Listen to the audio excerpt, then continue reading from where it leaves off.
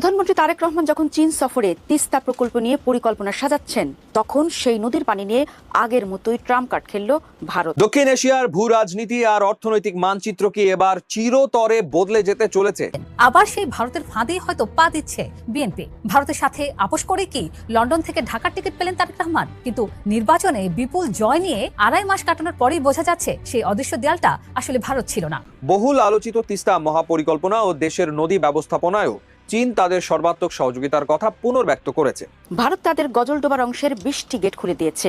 নিরুপায় হয়ে মঙ্গলবার তিস্তা ব্যারেজের 44টি গেটের সবগুলি খুলে দিয়েছে বাংলাদেশও। দর্শক, প্রতি বছর বর্ষালে বাংলাদেশের উত্তরাঞ্চলের মানুষের মধ্যে একটা পরিচিত আতঙ্ক ফিরে আসে। সেটি হচ্ছে তিস্তার পানি হঠাৎ বেড়ে যাওয়া। এবারও ভারতের অংশে তিস্তা নদীর উপর বাঁধ খুলে দেওয়ার পর স্বাভাবিকভাবেই বাংলাদেশও তিস্তা ব্যারেজের গেট খুলতে বাধ্য হয়। আর এর ফলে বাংলাদেশের নীলফামারী, লালমনিরহাট, রংপুর সহ উত্তরাঞ্চলের বিভিন্ন জেলার নদ নদীর পানি বেড়েছে। ফলে প্রশ্ন ওঠে, ভারত কেন বছরের এই সময়ে তিস্তার উপর বাঁধ খুলে দেয়? এটি কি কেবল রাজনৈতিক সিদ্ধান্ত, নাকি এর পেছনে রয়েছে ভৌগোলিক ও প্রকৌশলগত বাস্তবতা? দর্শক, আপনাদের জানিয়ে রাখি, তিস্তা নদীর পানি কিছু পয়েন্টে বিপদসীমার কয়েক সেন্টিমিটার নিচ দিয়ে প্রবাহিত হচ্ছে বলে জানিয়েছে বাংলাদেশের বন্যা পূর্বাভাস ও সতর্কীকরণ কেন্দ্র। শেষ খবর পাওয়া পর্যন্ত উপকূলীয় এলাকায় পানি প্রবেশ না করলেও বন্যার শঙ্কা থাকায় তিস্তা ব্যারাজ সংলগ্ন নিচু এলাকার বাসিন্দাদের সতর্ক থাকতে বলা হয়েছে। আসসালামু আলাইকুম। দেশ এবং দেশের বাইরে থেকে যারা এই ভিডিওটি দেখছেন তারা অত্যন্ত মনোযোগ সহকারে ভিডিওটি দেখুন, কারণ বাংলাদেশের যেই তিস্তার যেই সমস্যাটা রয়েছে, যেই সমস্যার জন্য রাজনৈতিক অঙ্গনে কিংবা দেশের বাইরেও নানান রকম বিতর্ক রয়েছে। তো এইটা কিন্তু বাংলাদেশের একটি বিরাট একটি সমস্যা, যেই সমস্যা কিন্তু ইতিমধ্যে আপনারা কিছু অংশ আগেই দেখেছেন। সো ভিডিওটি কন্টিনিউ করব, তার আগে আপনাদেরকে বলে নিচ্ছি, আপনারা যারা এই ভিডিওটি এখনও লাইক দেননি তারা অবশ্যই একটি লাইক করে দিবেন। তো চলুন ভিডিওটি কন্টিনিউ করি। প্রধানমন্ত্রী তারেক রহমান যখন চীন সফরে তিস্তা প্রকল্প নিয়ে পরিকল্পনা সাজাচ্ছেন, তখন সেই নদীর পানি নিয়ে আগের মতোই ট্রাম্প কার্ড খেলল ভারত। ভারত তাদের গজলডোবার অংশের 20টি গেট খুলে দিয়েছে। নিরুপায় হয়ে মঙ্গলবার তিস্তা ব্যারেজের 44টি গেটের সবগুলি খুলে দিয়েছে বাংলাদেশও। দর্শক, প্রতি বছর বর্ষালে বাংলাদেশের উত্তরাঞ্চলের মানুষের মধ্যে একটা পরিচিত আতঙ্ক ফিরে আসে। সেটি হচ্ছে তিস্তার পানি হঠাৎ বেড়ে যাওয়া। এবারও ভারতের অংশে তিস্তা নদীর উপর বাঁধ খুলে দেওয়ার পর স্বাভাবিকভাবেই বাংলাদেশও তিস্তা ব্যারেজের গেট খুলতে বাধ্য হয়। আর এর ফলে বাংলাদেশের নীলফামারী, লালমনিরহাট, রংপুর সহ উত্তরাঞ্চলের বিভিন্ন জেলার নদ নদীর পানি বেড়েছে। ফলে প্রশ্ন ওঠে, ভারত কেন বছরের এই সময়ে তিস্তার উপর বাঁধ খুলে দেয়? এটি কি কেবল রাজনৈতিক সিদ্ধান্ত, নাকি এর পেছনে রয়েছে ভৌগোলিক ও প্রকৌশলগত বাস্তবতা?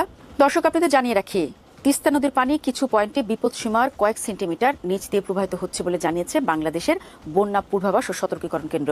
শেষ খবর পাওয়া পর্যন্ত উপকূলীয় এলাকায় পানি প্রবেশ না করলেও বন্যার শঙ্কা থাকায় তিস্তা ব্যারাজ সংলগ্ন নিচু এলাকার বাসিন্দাদের সতর্ক থাকতে বলা হয়েছে। প্রতি বছরের সময়, বিশেষ করে জুন জুলাই মাসের দিকে বাংলাদেশের উত্তর ও উত্তর পূর্বাঞ্চলের বিভিন্ন জেলা বন্যার কবলে পড়ে, যার মূল কারণ হিসেবে বৃষ্টি এবং উজান থেকে হঠাৎ করে নেমে আসা পানির ঢলের কথা বলা হয়। বিশেষজ্ঞরা বলছেন, বাংলাদেশের যে মাত্রায় বৃষ্টি হয় তাতে দীর্ঘস্থায়ী বন্যা হওয়ার সংখ্যা কম, কিন্তু উজানের দেশ ভারতের সঙ্গে থাকা আন্তঃসীমান্ত নদীগুলিতে তৈরি করা বাঁধ খুলে দেওয়ার ঘটনা বাংলাদেশে প্রতি বছরই আকস্মিক বন্যা সৃষ্টি করছে। তো এবার বাংলাদেশে বন্যার সংখ্যা কতটুকু? বাংলাদেশে মূলত বর্ষাকালে, বিশেষ করে জুন থেকে সেপ্টেম্বর মাসের মধ্যে বন্যার প্রকোপ সবচেয়ে বেশি দেখা যায়। ভৌগোলিক অবস্থান এবং মৌসুমী বায়ুর প্রভাবে এই সময় অতিবৃষ্টি ও পাহাড়ি ঢলের কারণে দেশের প্রধান নদীগুলোর পানি বৃদ্ধি পেয়ে বন্যা তৈরি হয়। বিশেষ করে মে ও জুন মাসের দিকে ভারী বৃষ্টিপাত হয়।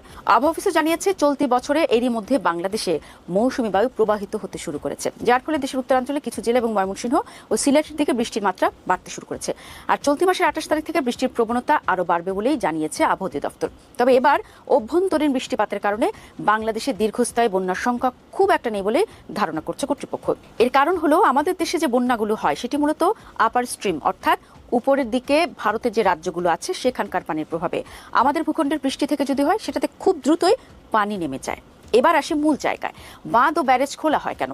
বাংলাদেশের 57টি আন্তঃসীমান্ত বা অভিন্ন নদী রয়েছে, যার মধ্যে 54টি ভারত এবং 3টি মিয়ানমারের সাথে যৌথভাবে প্রবাহিত। ফলে উজানের দেশগুলোর আবহাওয়া, অর্থাৎ বৃষ্টিপাতের পরিমাণ বাংলাদেশের বন্যা পরিস্থিতির জন্য খুবই গুরুত্বপূর্ণ। উজানের দেশ হয় ভারত, মিয়ানমার কিংবা নেপালের নদীগুলিতে পানি বেড়ে গেলে সেটি ভাটিতে থাকা বাংলাদেশের উপর দিয়ে প্রবাহিত হয়ে বঙ্গোপসাগরে পড়ে। সম্প্রতি উজানে পানি বৃদ্ধি পায় তিস্তা অববাহিকায় ভারতের গজলডোবা বাঁধ খুলে দেওয়া হয়েছে। এই পানির চাপ সামলাতে তিস্তা ব্যারাজের 44টি গেটও খুলে দিয়েছে বাংলাদেশ। এতে করে তিস্তা নদীর পাশাপাশি দেশের উত্তর এবং উত্তর পূর্বাঞ্চলের বেশিরভাগ নদীর পানি বাড়ছে এবং কোনো কোনো নদীর পানি বিপদসীমার কাছাকাছি দিয়ে প্রবাহিত হচ্ছে। দর্শক, তিস্তা নদীর উপর ভারতীয় অংশের বাঁধের 2-1টি গেট সারা বছরই খোলা থাকে, তবে কোনো চুক্তি না থাকায় তারা তাদের ইচ্ছামতো পানি প্রবাহ নিয়ন্ত্রণ করে, কিন্তু বর্ষার শুরুতে পানির চাপ বাড়লে তারা সবগুলি গেট খুলে দেয়। সাধারণত বন্যার সাথে ভারতের সঙ্গে তথ্য লেনদেন ও সমন্বয় করে বাংলাদেশ পানি উন্নয়ন বোর্ডের বন্যা পূর্বাভাস ও সতর্কীকরণ কেন্দ্র এবং যৌথ নদী কমিশন।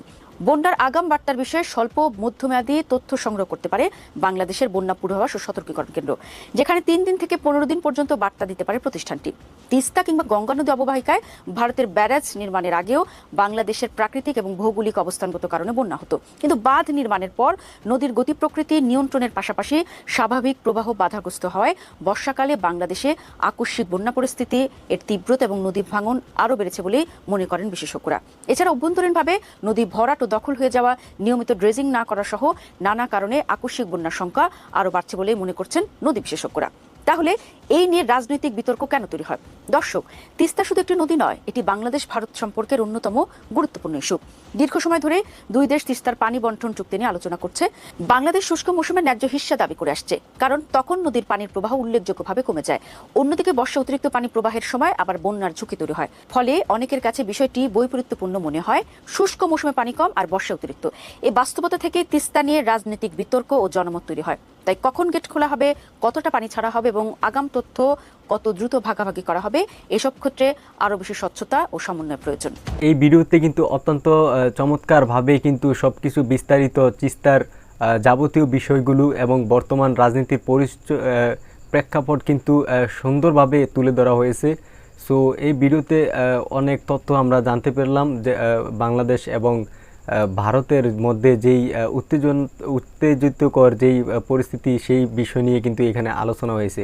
তো আজকের এই ভিডিওটি আপনাদের কাছে কেমন লাগলো সেটা অবশ্যই কমেন্ট করে জানিয়ে দিবেন এবং এইরকম ভিডিও সবার আগে পেতে আমাদের চ্যানেলটি সাবস্ক্রাইব করুন এবং যারা এখনও পর্যন্ত আমাদের চ্যানেলে বা এই ভিডিওতে একটি লাইক করেন না, তারা অবশ্যই একটি লাইক করে দিন।